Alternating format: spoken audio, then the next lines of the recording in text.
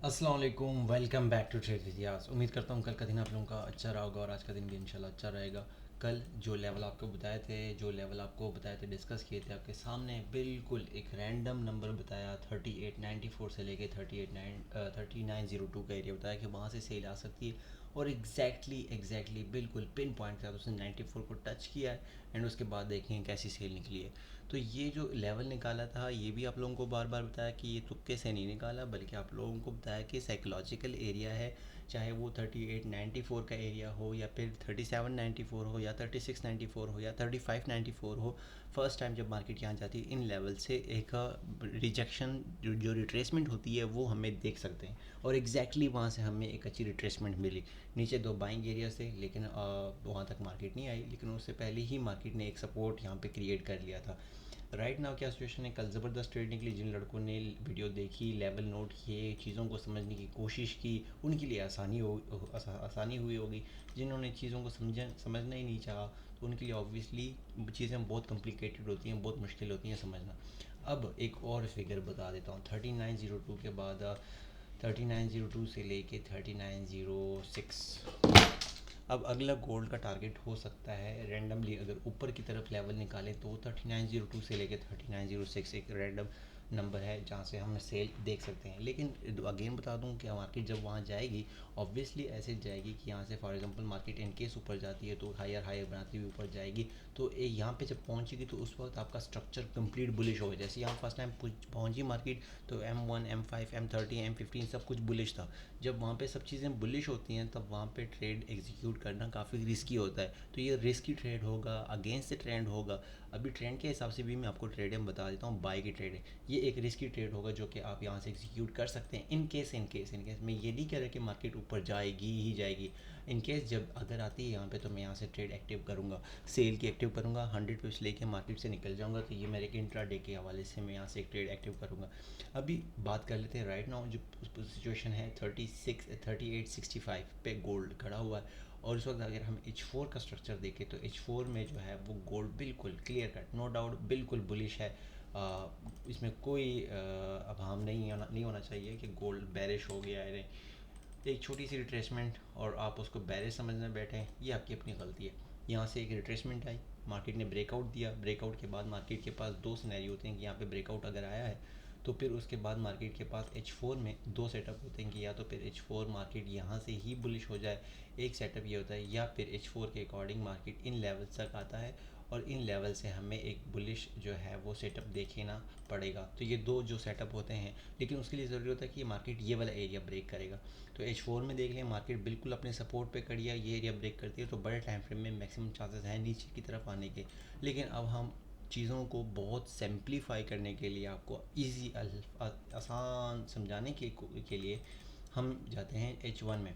और उससे बाद अगर वहाँ पे भी चीज़ें कॉम्प्लिकेटेड होती हैं तो फिर मज़ीद आसान बनाने के लिए हम जाएंगे M30 में, ताकि मज़ीद छोटे टाइम फ्रेम पे जाके अच्छे लेवल निकाले जाएँ। H1 में इस वक्त सिनेरियो है कि या तो मार्केट यहाँ से ऊपर जाएगी या फिर इन दो एरिया से ऊपर जाने के चांसेस हैं। अगर हम H1 की बात कर लें कि H1 में कौन से लेवल्स हैं। H1 में एक ब्रेकअप स्ट्रक्चर मार्केट ने यहाँ दिया, फिर मार्केट ने यहाँ पे ब्रेकअप स्ट्रक्चर देने के बाद, अगर मैं आपको इस चीज़ में समझाऊँ, मार्केट ने ये यहाँ से मूव दिया, कोई रिट्रेसमेंट नहीं आई, ये रिट्रेसमेंट नहीं है, इसको रिट्रेसमेंट कंसिडर कर सकते हैं। यहाँ से मार्केट ने एक छोटी सी रिट्रेसमेंट ली, फिर इस रिट्रेसमेंट को यहाँ लो लगाया और उसके बाद ये अपना पिछला हाई ब्रेक कर दिया। ब्रेक करके यहाँ पे मार्केट ने चेंज ऑफ करेक्टर दिया है, बुलिश चेंज ऑफ करेक्टर जिससे कह सकते हैं। जो अगर बुलिश चेंज ऑफ करेक्टर है तो फिर मार्केट को मैक्सिमम चांसेस है कि मार्केट को ये वाला लो ब्रेक नहीं करना चाहिए। तो H1 के हिसाब से हमारे पास जिसको कह सकते हैं कि dead final support area for the buyers, यहाँ से एक ही ये H1 के अकॉर्डिंग सिर्फ यहाँ से ही बाई निकलनी चाहिए। और ये जो बाई होगी कम से कम इसको इस इक्वल हाई लगाना चाहिए या फिर ऊपर जाना चाहिए इन लेवल्स तक। तो ये जो है सेटअप मैं देख रहा हूँ H1 में। और अगर हमें इसको मेंशन करूँ, इस रेड कैंडल की लो को मेंशन कर देता हूँ, और वो है ये एरिया बड़ा इंपॉर्टेंट है H1 में। इसको मज़ीद थोड़ा सा मैंने तो प्रीमियम कम्युनिटी में लड़कों की ट्रेड एक्टिव करवा दी थी, थोड़ी सी ऊपर करवा ली है, लेकिन ट्रेड हमने एक्टिव की हुई है 3858 से लेके 53।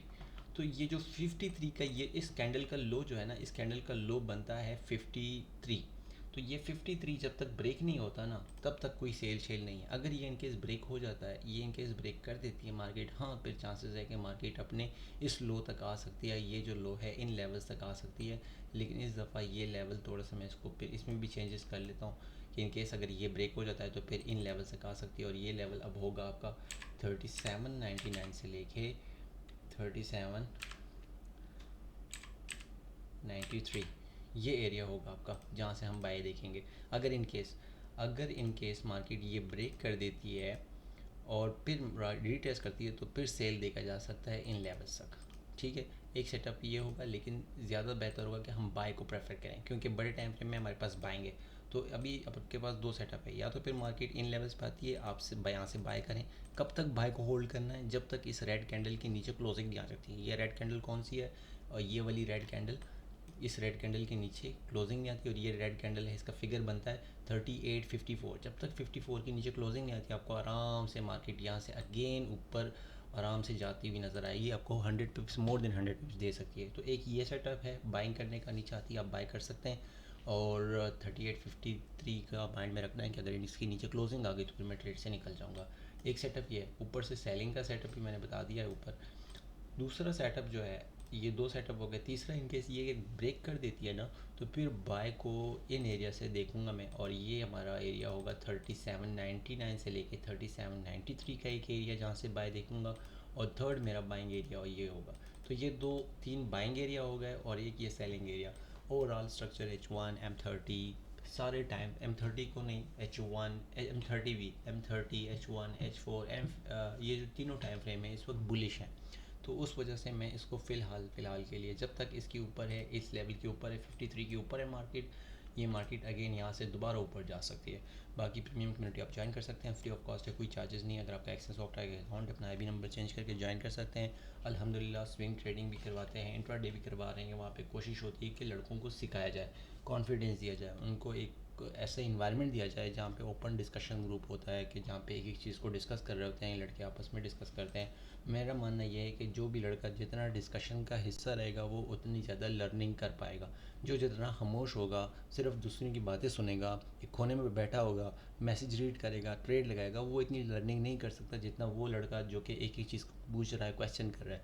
जब आप पूछेंगे कि यहाँ से बाई क्यों निकली, यहाँ से सेल क्यों निकली, इसका टीपी ये क्यों रखा है, इसका टीपी यहाँ तक क्यों नहीं होना चाहिए, स्विंग ट्रेड का पूछेंगे कि स्विंग ट्रेड क्यों एग्जीक्यूट की, स्विंग रिवर्सल आया है नहीं आया, तो ये जब चीज़ें पूछेंगे आप, तब आप में इम्प्रूवमेंट आएगी। और इम्प्रूवमेंट का मतलब प्रॉफिट, सीधी सीधी बात है, आप इम्प्रूवमेंट का मतलब प्रॉफिट है। तो ओवरऑल ये सेटअप है जो कि मैं इस वक्त करंटली गोल्ड में देख रहा हूँ। बाकी उम्मीद करता हूँ आपका दिन अच्छा रहे, क्लोजिंग अच्छी हो, प्रॉफिटेबल हो। Wish you best of luck, thank you so much.